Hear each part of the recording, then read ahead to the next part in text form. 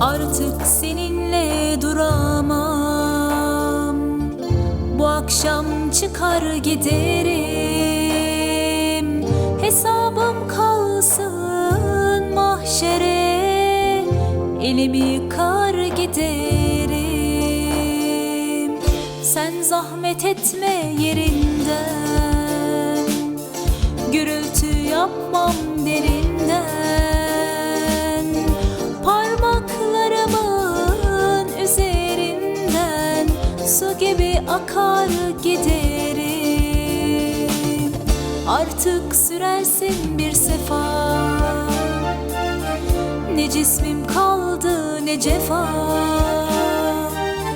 Şikayet etmem bu defa, dişimi sıkar giderim. Bozar mı sandın acılar, belaya atlar giderim. Kurşun gibi, mavzer gibi, dal gibi patlar giderim. Bozar mı sandın acılar, belaya atlar giderim. Kurşun gibi, mavzer gibi, dal gibi patlar giderim.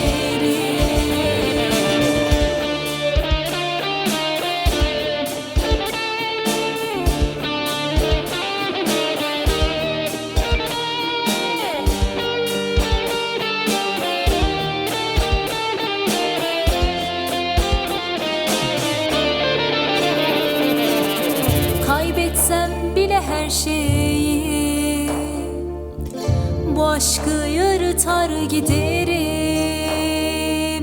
Sinsice olmaz gidişim, kapıyı çarpar giderim. Sana yazdım şarkıyı,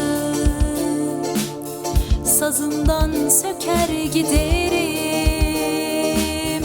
Ben ağlayamam bilirsin, yüzümü döker giderim.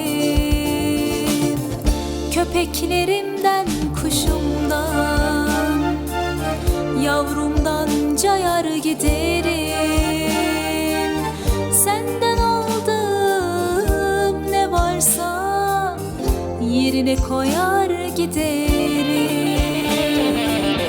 Ezdirmem sana kendimi, gövdemi yakar giderim.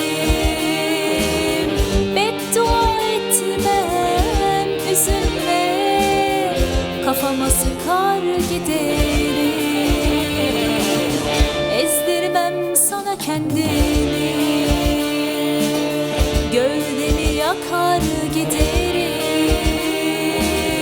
Beddua etmem üzülme, kafama sıkar giderim. Ezdirmem sana kendimi, gövdemi yakar giderim. Beddua etmem üzülme, kafama sıkar giderim. Ezdirmem sana kendimi, gövdemi yakar giderim.